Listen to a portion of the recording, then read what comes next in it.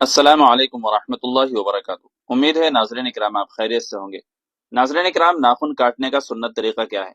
लोगों के दरमियान एक तरीका मशहूर है जो स्क्रीन पर आपको दिखाई दे रहा है। ये मशहूर तरीका ये है कि दाएं हाथ की शहादत की उंगली से शुरू करें और छोटी उंगली तक काटे, फिर बाएं हाथ की छोटी उंगली से शुरू करके अंगूठे तक काटे और फिर आखिर में दाएं हाथ का अंगूठा काटे।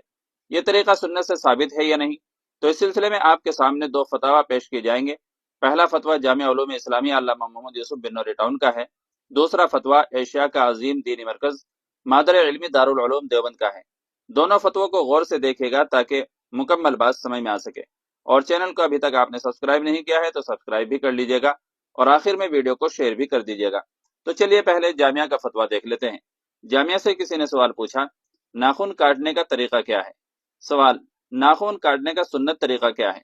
तो जामिया की तरफ से इसका जवाब दिया गया, हाथों और पैरों के नाखून काटने की तरतीब और तरीके से मुताल्लिक कोई भी सही रिवायत आप सल्लल्लाहु अलैहि वसल्लम से साबित नहीं है, लिहाजा किसी भी तरीके से नाखून काट सकते हैं। अलबत्ता अहादीस में आता है कि आप सल्लल्लाहु अलैहि वसल्लम दाईं तरफ से इब्तिदा करने को पसंद करते थे, इसलिए बाद फुकहा व अकाबरीन ने नाखून काटने की यह तरतीब नकल की है, जिसे सल्फ सालिहीन के पसंदीदा होने की वजह से मुस्तहब भी कह सकते हैं। इब्तिदा दाएं हाथ की शहादत की उंगली से करके तरतीबवार छंगलियां यानी छोटी उंगली काटी जाए और फिर बाएं हाथ की छंगलियां यानी छोटी उंगली से शुरू करके तरतीबवार अंगूठे तक काटे जाएं और फिर आखिर में दाएं हाथ के अंगूठे का नाखून काट लिया जाए और पांव की उंगलियों में दाएं पैर की छंगलियां यानी छोटी उंगली से शुरू करके तरतीबवार बाएं पांव की छंगलियां तक काटी जाए।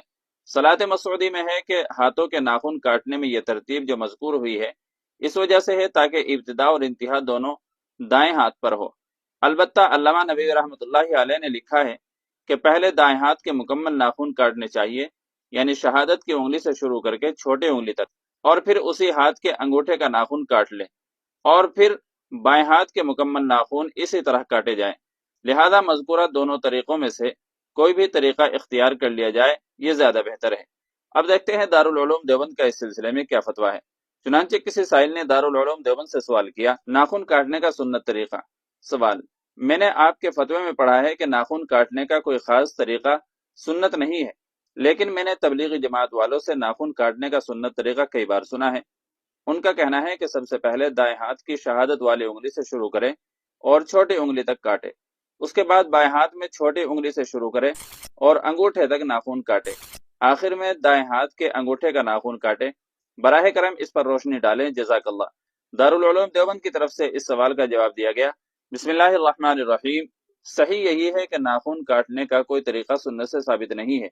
जो तरीका आपने तबलीगी जमात वालों से सुना है, इमाम गज़ाली रहमतुल्लाहि अलैह ने अहयाउल उलूम में इस तरीके को जिक्र किया है और इसके बारे में लिखा है कि यह तरीका सुन्नत है, लेकिन मुहक्किकीन मसलन हाफिज इब्न हजर, अल्लामा सयूती, अल्लामा इब्न दकीक अल-ईद, अबू अब्दुल्लाह अल-मालिकी, अल्लामा नबवी रहमतुल्लाहि अलैह की राय यही है कि नाखून काटने में सुन्नत से कोई तरीका साबित नहीं है। अलबत्ता अल्लामा नबवी रहमतुल्लाहि अलैह ने लिखा है कि मुस्तहब यह है कि पहले दाएं हाथ के नाखून काटे जाएं फिर बाएं हाथ के। वल्लाहु ताला अलम। दारुल इफ्ता दारुल उलूम देवबंद। तो नाज़रीन इकराम, दोनों फतवों को सुनने के बाद मुझे उम्मीद है कि आप मसले को अच्छी तरह समझ भी गए होंगे। वीडियो अच्छी लगी है तो लाइक और शेयर जरूर कर दीजिएगा और चैनल पर पहली बार आए हों तो सब्सक्राइब भी कर लीजिएगा।